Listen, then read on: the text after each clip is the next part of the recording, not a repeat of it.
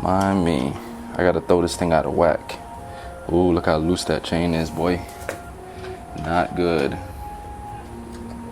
We gonna throw the axle out of alignment so we could do it all over again. Why not? That's a loose chain, man. Loose chain. All right, to the real video.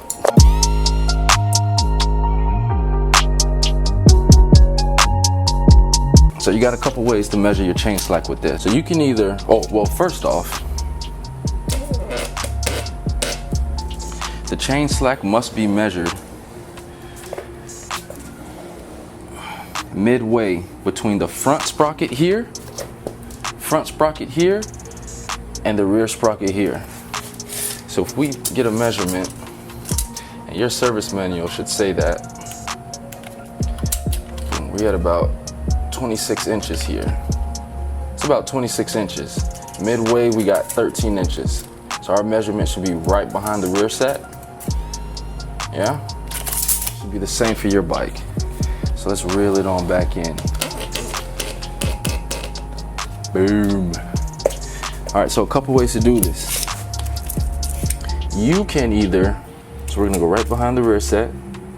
You can either do this and then lift the chain according to its slack and then measure from the initial point.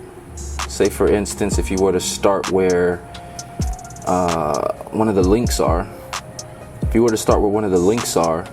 and you go up here and then measure where it ends, you can use that as a measurement, convert it to millimeters or however your service manual does it. Or how I like to do it is start with the tape measure on the floor. Start with the tape measure on the floor and lock it in. Boom. Lock it in. And then note where the measurement is. So right there, we're at about 10 inches there. We're at about 10 inches. Hold that in place, lock it in place, and then lift the chain. And then mark where that is. Okay? Take a note where that is. Then all you have to do is measure where it was on the floor and then where the slack set there. So those would be the way to use a tape measure. Let's try the Slacksetter Pro and see how this looks. Slacksetter Pro, very simple tool, very quick, very efficient. So now, and we can already tell this is way out of spec. It's way out of spec already, but what you would do, and you'll see this, it'll make more sense once this is in range. But right now the chain is way outside of range, so you can't even tell. It's not long enough to do this. If it's not long enough for this to hit the swing arm, you're out of range already, you know? See how this thing is already, it's way out of range. According to the service manual, the chain slack for this bike should be between 45 and 35 millimeters. If this thing can't fit in there, you're out of range already. You're out of range already, so just cut it. So we're gonna measure, we're gonna pull the chain back and then come back in and measure it. Gotta back this out.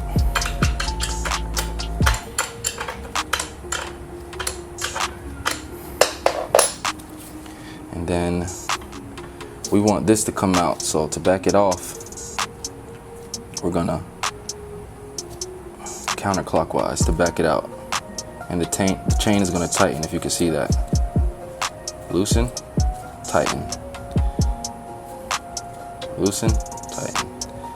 Yeah, so let's tighten it up that way. I'm only gonna start with one side. And if we go back over here, get our Slacksetter, see if we're in range. Okay, so now we're in better range here, right? The Slacksetter, it touches the top of the swing arm. Yeah, so now when we measure slack, let's see where we end up. Let's see where we end up here. Ready? Up. On to the top, down. Okay, so we're We could go a little, we're on a tight end there. Back it off. Like here, we're in threshold, but too loose.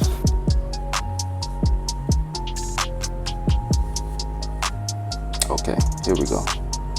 So now we're right above 35. Now that we have the chain where we want it, which is right on the, it's on the tighter side, but still in threshold. Here's our axial alignment tool. Now on any tool that comes with threads, I recommend applying some grease to it, just so it's nice and smooth. So both these threads, add some grease, just so everything stays smooth and doesn't wear. But we're gonna go ahead and apply this to the rear sprocket. So if you look at the sprocket here, I'm gonna back this all the way out so I can fit it over it. Sit this on top and then tighten it. Oh yeah, this axle is not straight. Definitely not straight. So at this point, you probably can't tell looking through the camera. From what I'm seeing the axle is misaligned here. So what I'm going to do, I'm going to back out the chain adjuster to make the misalignment more obvious, so you can get an idea on what it looks like. But without this tool, you'll have to rely on the factory chain adjuster solely. And make sure that they're lined up on both sides. But this tool helps as a guide to make sure that everything is in good shape. You see how that is not straight? That should be straight along the chain. And of course the axle is out of alignment. So what we're gonna do is use this tool as our guide to get that bar straight. So it's straight facing in line with the chain. So let's go ahead and see if we can do that. All right, so I locked that side in place. Now we're rocking with the other side. So in order to get it straight, I'm gonna get it so it pushes in, and you'll see it switch.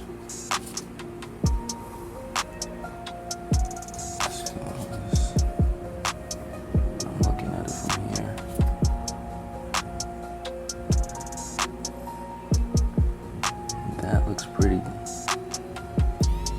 I mean, from my eye, I'm looking. So you want that as straight as possible.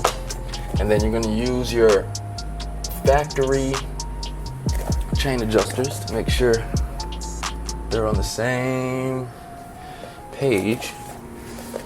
So I think that looks about good. I mean, you probably. All right, just some quick tips. When using this tool, the idea is you want to keep your fingers out of the way because this tube has to slide free. But what I notice is that when you do the slide, sometimes this tube will come back down. I mean, it feels pretty grippy, like it shouldn't come back down, but your finger might get caught in it. So the best way I found to use this tool, use this finger to hold the weight of the chain and hold it like this with your fingers out the way, right? And then use your fingers from here to hold the tube in place, and then you can measure the chain like that.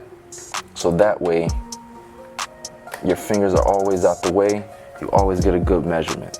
You can get different viewing angles using this tool. So see how I have it backed out so I can look down on it?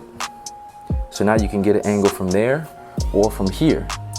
And that really helps with alignment. Here's another thing, when you're tightening your axle, and that's another reason why I like to put the chain on the tighter end of the threshold, is because you have to take up the slack in the space of the axle. So the best thing I do is I just get a little used towel, I jam the sprocket with this towel, jam the sprocket with the towel so that way the axle is forced forward. All right, so overall, what do I think about everything? The tape measure, that's classic. Everyone has it. It's easy to get to. It'll get the job done. The only thing is, it's gonna take some guesswork. It's not gonna be as accurate, but it'll put you in the right ballpark. The Slacksetter tool from Motion Pro, I think this is a must-have. I think every biker should have this. I'm gonna be using this probably for the rest of my life because I'm gonna be riding motorcycles for the rest of my life. It's cheap, it's durable. That's a no-brainer. For the chain alignment tool, not necessary, but it does help with the accuracy. You can look at it at different ways, either from the back or from the top. You really don't need it. I mean, you can. Everybody has factory chain adjusters with markings. But the only thing with those markings is it's just a line. By the millimeter, the lines could be off, and it's going to take a lot of eyeballing. But overall, yeah, you see how I adjust my chain. Like this video. Go ahead and leave a comment with how you adjust your chain. And yeah, go ahead and subscribe. My name is Orwin. This is Sport Bike Everything. Till next time.